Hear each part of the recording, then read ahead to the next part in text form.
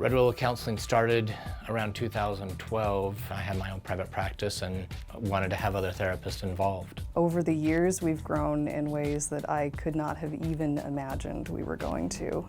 We were just a couple of therapists in a small office. Now we have groups, we have workshops, we have an IOP, we have a whole mental health and recovery component, and we have 3 locations, one in Park City, one in Linden, and one in Salt Lake. Red Willow Counseling and Recovery is a very trauma-informed space, and that's just a fancy way of saying that we recognize the multifaceted impacts on a person's life when they've experienced trauma.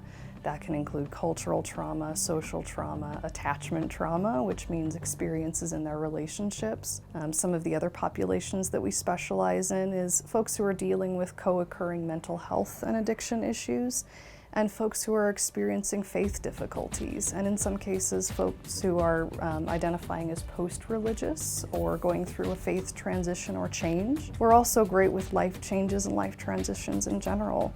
All of our therapists are individual people with individual specialties. One of the cool things and the things that I love the most about our team is that there is somebody that is going to specialize in just about anything that someone needs support with. We're such a diverse team in terms of those specialties that there's kind of somebody for everyone.